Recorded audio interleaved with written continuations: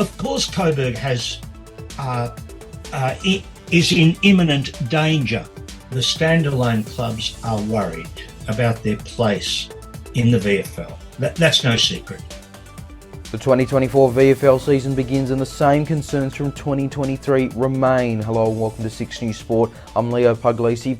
Well, after a Gold Coast Premiership defeat after defeat for struggling standalone clubs and serious talks about Port Adelaide joining, what's next for the Victorian Football League?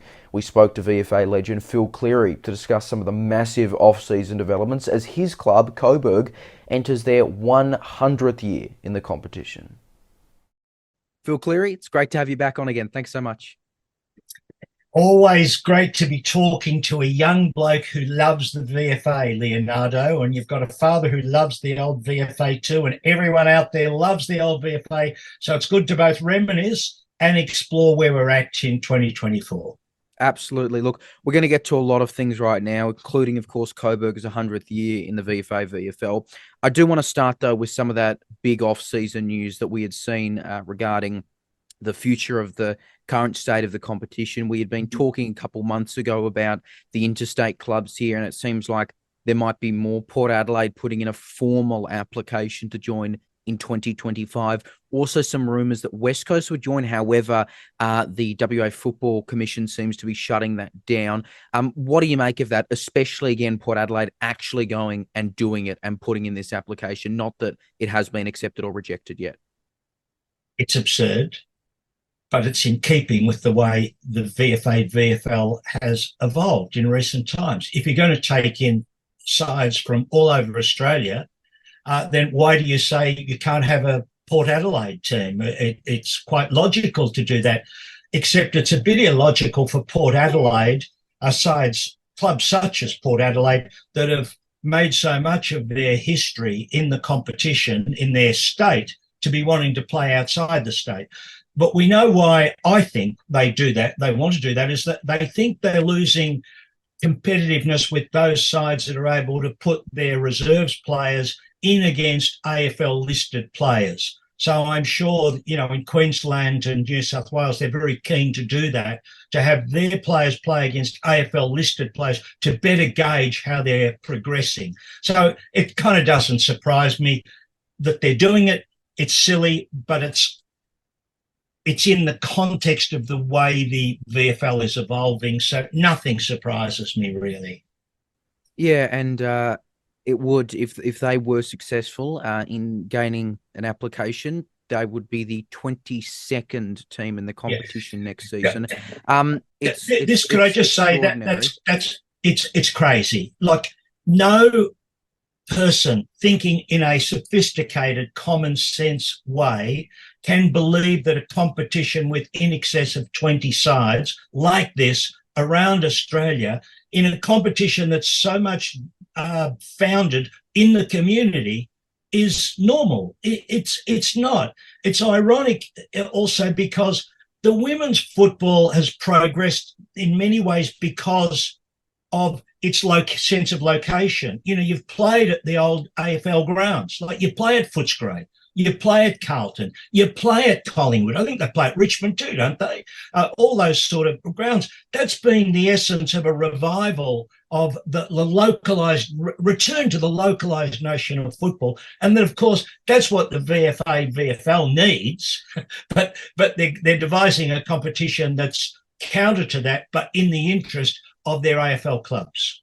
I should note 2021, when Aspley was in the competition for 1 year, that was when it was 22 sides. So it would be an equal record next year. Given it seems like, and I don't want to jinx things, but given there are contracts in place, the VFL in its current state would at least be going ahead in 2025. Do you worry this is going to, having Port Adelaide in there, it's going to push out sides like Coburg, Preston, Frankston? It's no secret, Leonardo, that the standalone clubs are worried about their place in the VFL. That's no secret. Standalone clubs like Werribee that have gaming machines know they can cut the mustard. They can actually probably recruit. As we saw last year, they got to a grand final. They didn't win it, but they got to a grand final. We haven't had a premier standalone since 2017. Port Melbourne under the great Gary Ayres did it in 2011 and 2017. What Gary Ayres did was remarkable, and it was a lightning rod for other clubs. But yes, all the clubs are worried. If you are Preston, Northern Bullants, Coburg, you are going to be worried. And I suppose, I don't know how Frankston are travelling with the pokies. I don't think they're at the top end. I think they've cut right back. I'm not across exactly how they're travelling there. But it's how telling that it's the clubs without poker machines that are the most vulnerable. So, of course, Coburg is in imminent danger. So, generally speaking, all of the clubs are worried. What they must be able to do is compete. Werribee is able to compete. Port Melbourne probably. Frankston seems to be travelling okay at the moment on the field in their practice games. But can Coburg and the Northern Bullants cut the mustard? In the end, you need your team to win games. If Coburg is to reclaim some of its old community, it needs to entice its supporter base, its community, by winning games. And this is a big problem. If you don't have the money to recruit, how do you win games in this VFL competition? Correct. And winning games is even more incredibly important for Coburg. They were winless last year. Yes. What would be a good result in terms of a 2024 season? As much as I'm sure you'd love it, they're not in a premiership contention position. Yes. What would a good season for them look like? Even just a single win? Well, yeah, but they've got to be winning a cluster of games. The fact that they now play the Northern Bullants twice, they play Port Melbourne twice. They've got Williamstown. I think it's only Frankston. I have to check the draw. It's so hard to find the draw. I went and had a look at it before. But they've got enough games against other VFL standalone clubs, old VFA clubs, to be able to win 4 or more. I mean, I never like to set a target down the bottom end. You've got to aim high. If you can win 4, you can win 8. If you can win 4, you can win 10. Because if you look at also their results last year, I think a lot of them were close. Well, at certain times in the game, at halftime in games, they were tight. They were in the race. So they've been in the hunt. Now they've got to step up. I mean, back in 40 years ago when I took over as coach, the club was broke. We were gone. And Ian Liversidge and Graham Douglas, 2 great supporters, mortgaged a house, put up funding, and we survived. So, and we've been doing that for the last 40 years. Robert Evans sadly passed away a few weeks back. He'd had to help save the club, as we had done in 1984. He did that with the alignment with Richmond, which in the end we debunked, and we moved on as a standalone club. But I digress marginally, but Coburg has to win games to entice people back. And what I was going to say is in 1984, we won 9. And then the next year, 85, we won 16. And we dropped back in 87, but then we won the flag. So, you set your goals, start winning some games. But Leonardo, yes, they've got to get that first game on the board. And who knows what that will springboard. I can't imagine your reaction if there is that first win of this year, Yes. and especially given how long it would be. I know there were some good signs in the practice game, and it was great seeing the standalone carnival up in Frankston. I know, Coburg was close in a couple games. They were close against Port Melbourne, I think, late in the year, or Essendon. Yeah. Might I add, Essendon reserves very much struggling last year. I know an AFL team, mind you, but they managed to beat Gold Coast, the eventual premiers. So, miracles aren't out of the question.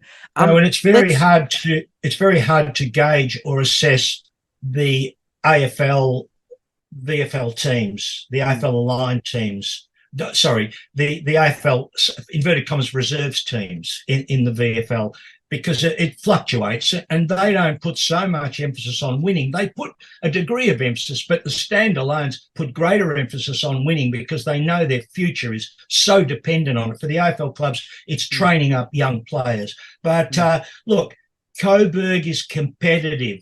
They were competitive last year for lots of games and for large periods of games. So They're in the hunt, and the draw is better. And also, I should say about the draw, the return of those local derbies, as we like to call them, or have called them, Coburg, Preston, Coburg, Port Melbourne. That's important. To have those games twice is terrific. I note in terms of playing the larger AFL reserves clubs, especially Brisbane, Gold Coast, the two most successful of those AFL reserves clubs, bullants play neither of them. Coburg plays both of them. And I know Coburg, obviously would struggle significantly against them last year. Do you think that's fair that they've got to go up on the road twice as a side that was just went winless? No, in an ideal world, I'd have every one of those standalone clubs play each other twice. That's a starting point. And then after that, handicap your draw. Let's be serious about it. What's wrong with a handicap? We have it in racing, don't we? No one seems to complain about handicaps in racing. They have it in the biggest race in the world, the Melbourne Cup, don't they? Is that handicap?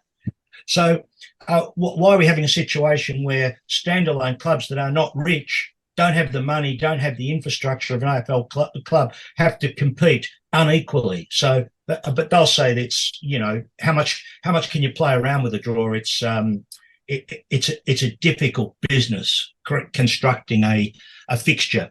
So, but there have been some forms of progress this year, it appears, with those two games against Preston and Bullants, as Northern Bullants, and two against Port Melbourne. That's a good start. But Coburg, yes, they've got to aim high. And why can't they beat AFL standalone clubs? They're in the hunt with them at different times. That's the challenge. It'll be interesting to see it roll out in its 100th year as a VFA club. Yeah, as we said it throughout this, right, it is so hard to be a standalone right now, let alone Coburg, Preston, Frankston.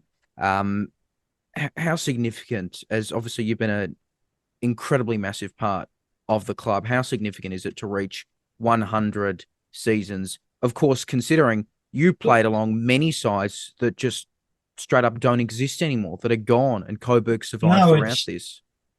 Look, it's brilliant when you reflect on what that history looks like, what it looks like from start to 2024. In 1925, it came into the VFA. It won premierships 26, 27, 28. Do you know the captain of those sides was Henry Curley? And I've been telling people this everywhere.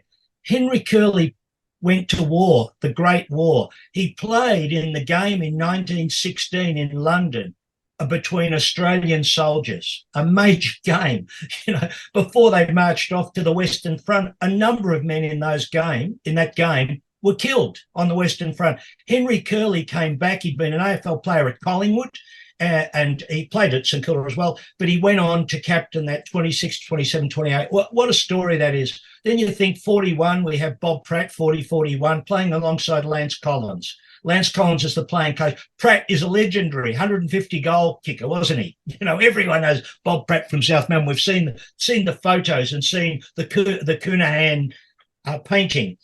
And there you have Pratt and Collins goes on to play in Carlton's 1945 premiership. He kicked 8 goals and 5 goals in 2 of the finals that preceded the grand final. The bloodbath against South Melbourne at Princes Park in 1945. That's Lance Collins. Kicked hundreds of goals at Coburg. Phenomenon as a player. And then you go to, you move on, and we had Allan drafted and other players, and we won those premierships. And Bob Hawke was at the 88 grand final. He was in the rooms with me holding up the cup and reveling in the celebrations. We've got this rich history. We lose Robert Evans a couple of weeks back. And when we gathered for Robbie's funeral and we thought about how important this club has been to so many people, it's a reminder of for localities to defend their football teams in this setting. So it was uplifting in a way as we talked about Robbie's contribution to the Coburg Football Club. So look, I'm not just a Coburg person, I'm a VFA person. I want to see Port Melbourne do well. I want to see Williamstown do well. I want to see Frankston and Werribee do well. I loved it when Gary Ayres resurrected Port Melbourne and they won in that season. Was 2-11, wasn't it? Didn't lose a game. What a phenomenon that was. So there's plenty to like. And I think if we think of what are our advantages in the VFA, VFL is that we do bring that sense of locality. If the VFA, VFL can market that sense of locality, and you're a young bloke, Leonardo, you know the importance of social media. If you really plough the social media and colour it with your club, you've got opportunities to bring that big virtual community into your club. And Coburg wants to do that in 2024. And they're hoping, well, it's been just so mooted at the moment, to have a back to Coburg year that culminates in the last game against Essendon, where we ask all the people, anyone who's ever been to the Coburg Football Club, to come back to Coburg in that last game. And what's the little connection? The coach of Coburg in 26 was Charlie Hardy. And after the premiership, you know where he went? To Essendon.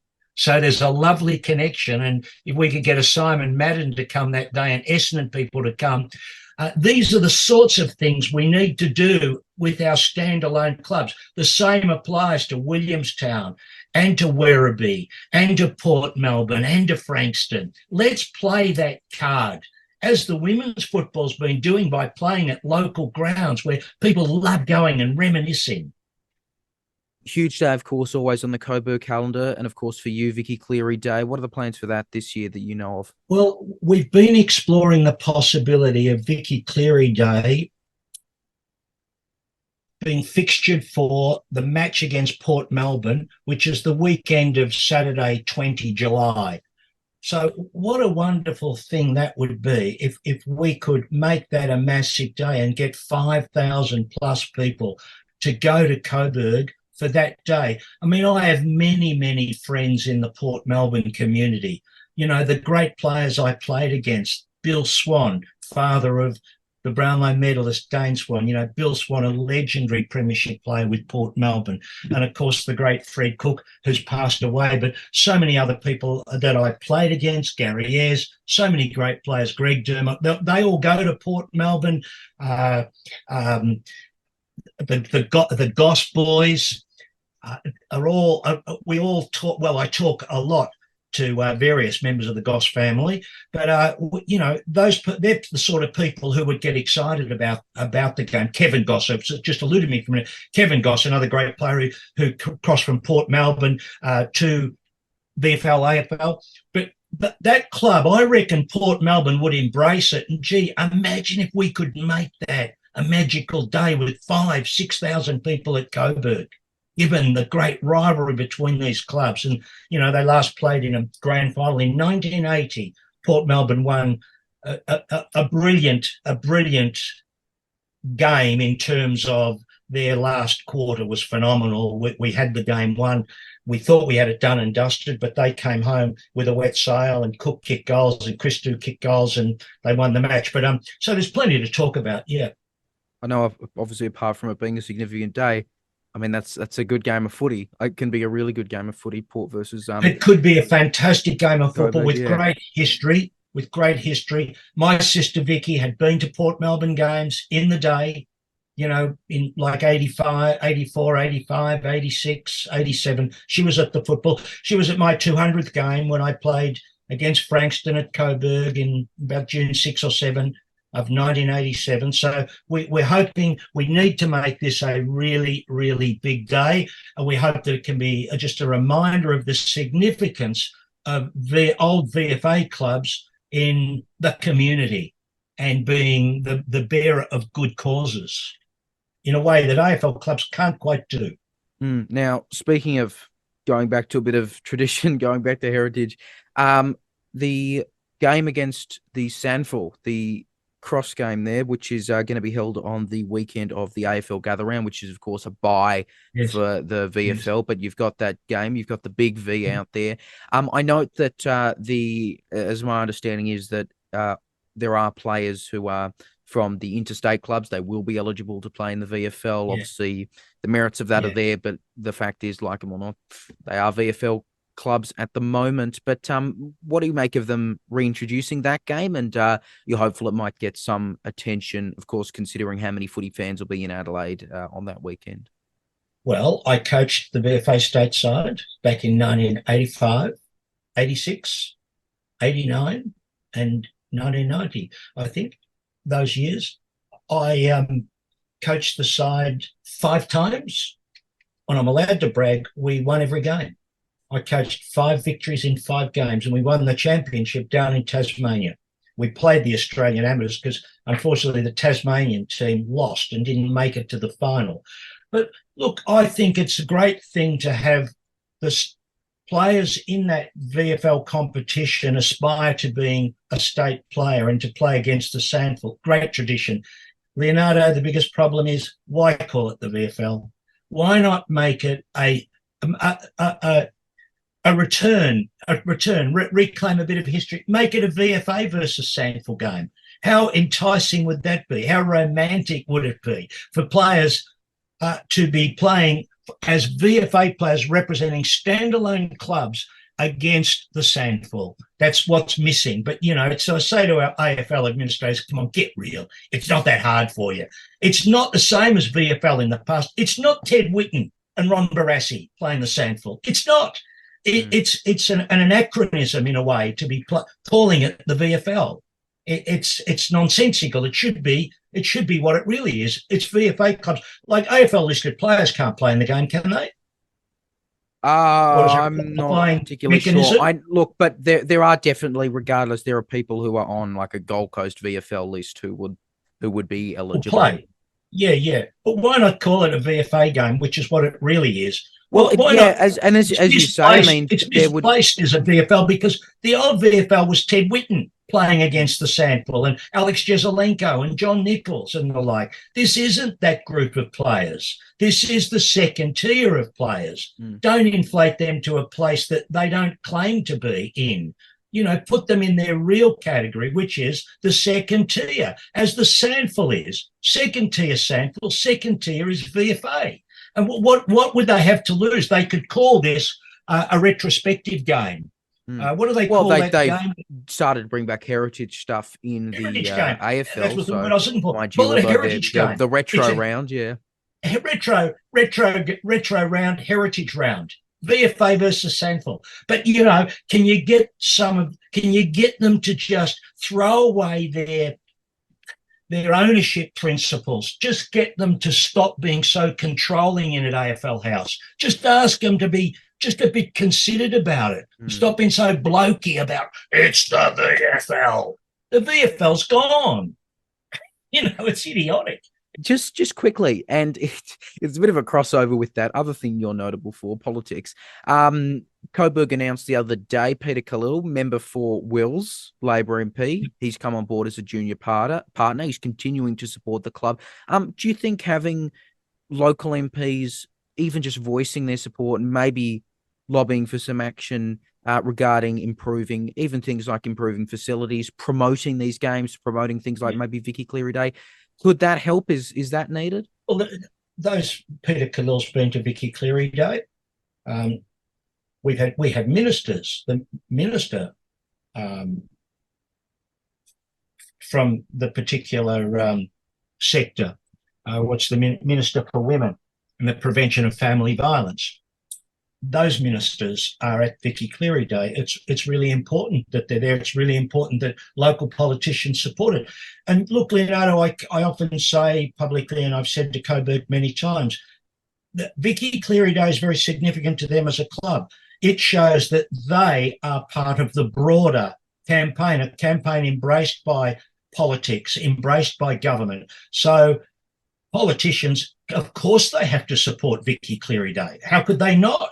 How could, for example, Labor governments not support Vicky Cleary Day, given the Andrews government had a royal commission into violence against women? So the Vicky Cleary Day is consistent with the strategies of previous Labor governments and contemporary Labor government, and the Labor Premier is a woman at the moment. So, yes, we need Peter Khalil, we need state members, Greens, everyone, to be supporting the club in recognition of the fact that this is a community club that promotes respectful relationships and diversity. I mean, after all, we had the first significant Muslim player in Australian football, I would argue. Billy Kakua played in the 88 and 89 premierships. He was the first prominent Muslim to play in Australian rules football. He was a Lebanese Muslim who fasted, who practiced, and we came to love him. And who was he followed by significantly? Adam Sard, who I'd also coached at junior level at West Coburg Football Club. So the Coburg Football Club has a history of understanding diversity. It has a commitment to the campaign to stop violence against women. It has a commitment to women's equity by way of its football teams, its women's teams. It's promoting women's teams. Its women's team has a Phil Cleary Most Courageous Player Award. Tell me where else there's anything like that in the football world, in the whole world, A women's team that has an award named after a woman who was murdered in the municipality and was the sister of their, a legend, as in I'm a formal official legend. I'm a premiership player and a dual premiership coach. So Coburg Football Club matters.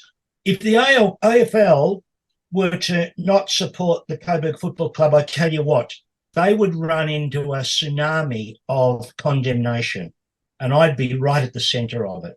So they need to be supporting this club, and they need to support all standalone clubs. And I'm not talking in a prejudicial way towards them as if they don't. I'm just saying they've got to do more. I want to see Mr. Dillon, the CEO, say publicly why he thinks the standalone clubs need to be protected and enshrined. I want to hear him say that.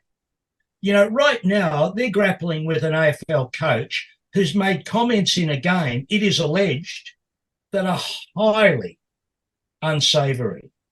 About Alistair Clarkson.